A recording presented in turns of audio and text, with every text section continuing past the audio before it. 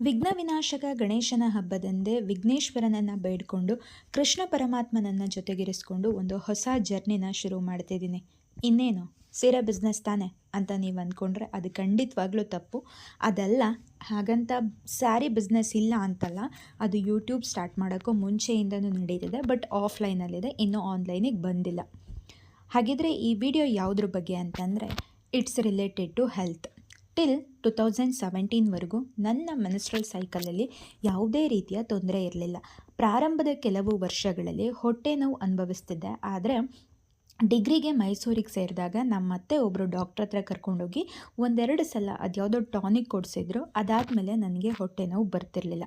ನಾನು ಯಾವತ್ತೂ ನನ್ನ ಪೀರಿಯಡ್ ಡೇಟ್ನ ನೆನ್ಪಿಟ್ಕೋತಿರ್ಲಿಲ್ಲ. ಆದರೆ ತಿಂಗಳಿಗೆ ಕರೆಕ್ಟಾಗಿ ಪೀರಿಯಡ್ ಬರ್ತಿತ್ತು. ಹಾಸ್ಟೆಲಲ್ಲಿದ್ದಾಗ, ಪಿ ಜಿಲಿದ್ದಾಗ ನನ್ನ ಕೆಲವು ಫ್ರೆಂಡ್ಸ್ ರೂಮ್ಮೇಟ್ಸ್ ಪೀರಿಯಡ್ ಡೇಟ್ನ ಮಾರ್ಕ್ ಮಾಡ್ಕೋತಿದ್ರು. ಅವರಿಗೆ ಆ ಏಜಲ್ಲಿ ರೆಗ್ಯುಲರ್ ಪೀರಿಯಡ್ ಇದ್ದು ಪೀರಿಯಡ್ ಆಗ್ತಿರ್ಲಿಲ್ಲ ಅಂತ ಪ್ರತಿ ತಿಂಗಳು ಹಾಸ್ಪಿಟಲ್ಗೆ ಹೋಗೋರು. ವರ್ಷದಲ್ಲಿ 1-2-3 ಸಲ ಮಾತ್ರ ಪೀರಿಯಡ್ ಆಗೋರು ಕೂಡ ನನ್ನ ಜೊತೆಗಿದ್ದರು.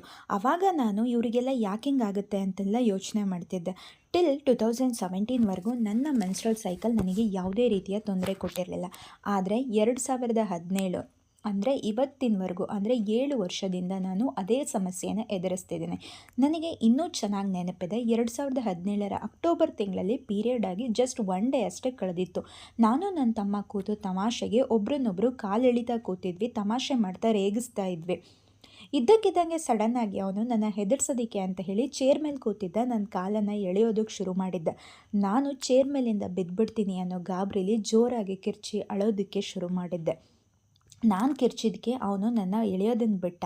ಅಡುಗೆ ಮನೇಲಿದ್ದ ಅಮ್ಮ ಬಂದು ಇಬ್ಬರಿಗೂ ಬೈದು ಹೋದರು. ಅದು ಅಲ್ಲಿಗೆ ಮುಗೀತು ಅಂತ ಅಂದ್ಕೊಂಡ್ರೆ ಆ್ಯಕ್ಚುಲಿ ಅಲ್ಲಿಂದ ನನಗೆ ಹೊಸ ಸಮಸ್ಯೆ ಶುರುವಾಯಿತು. ನೆಕ್ಸ್ಟ್ ಮಂತಿಂದ ನನ್ನ ಪೀರಿಯಡ್ ಮಿಸ್. ಆ ಘಟನೆಯಿಂದನೇ ಹೀಗಾಯಿತು ಅಂತ ಅಮ್ಮ ಹೇಳ್ತಾರೆ. ಪೀರಿಯಡ್ ಟೈಮಲ್ಲಿ ದೇಹ ಮತ್ತು ಮನಸ್ಸು ಎರಡೂ ಸೂಕ್ಷ್ಮವಾಗುತ್ತೆ. ಗಾಬರಿಯಾಗಿ ಏನೋ ಹೆಚ್ಚು ಕಡಿಮೆ ಆಗಿದೆ ಅಂತ ಅಮ್ಮ ಟೆನ್ಷನ್ ಮಾಡಿಕೊಂಡು ಡಾಕ್ಟ್ರ್ ಹತ್ರ ಕರ್ಕೊಂಡು ಹೋದರು. ಅವರು ಎಲ್ಲ ಸ್ಕ್ಯಾನನ್ನು ಮಾಡಿಸಿ PCOD ಸ್ಟಾರ್ಟಿಂಗ್ ಸ್ಟೇಜಸ್ ಅಂತ ಹೇಳಿ ಟ್ಯಾಬ್ಲೆಟ್ ಕೊಟ್ಟರು. ಸರಿ, ಅಲ್ಲಿಂದ ಶುರುವಾಯಿತು ನೋಡಿ ಇದರೊಂದಿಗೆ ನನ್ನ ಒಡನಾಟ. ಫಸ್ಟ್ 3 ಮಂತ್ಸ್ ಟ್ಯಾಬ್ಲೆಟ್ಸ್ ತೊಗೊಂಡೆ. ಆಮೇಲೆ ಪೀರಿಯಡ್ ರೆಗ್ಯುಲರ್ ಆಯಿತು. ಮತ್ತೆ 6 ತಿಂಗಳು, ವರ್ಷ ಆಗಸ್ಟ್ರಲ್ಲಿ ಮತ್ತೆ ಪೀರಿಯಡ್ ಇರ್ರೆಗ್ಯುಲರ್. ಮತ್ತೆ ಹೋಗೋ ಡಾಕ್ಟ್ರ್ ಹತ್ರ ಅವರು ಟ್ಯಾಬ್ಲೆಟ್ ಕೊಡೋರು, ತಂದು ಕುಡಿಯೋದು. ಹೀಗೆ 1-2-3 ಸಲ ಆದಾಗ ನಾನು ಡಾಕ್ಟ್ರ್ ಹತ್ರ ಹೋಗೋದನ್ನು ಸ್ಟಾಪ್ ಮಾಡಿದೆ. ಇದ್ದಕ್ಕಿದ್ದಂಗೆ ವಿತೌಟ್ ಮೆಡಿಸನ್ನು ಪೀರಿಯಡ್ ಬರೋದು, ಆಮೇಲೆ 1-2-3 ತಿಂಗಳು ನಾಪತ್ತೆ. ಹೀಗೆ ನಡೀತಾ ಇತ್ತು ಟಿಲ್ ಮದುವೆ ಆಗೋವರೆಗೂ.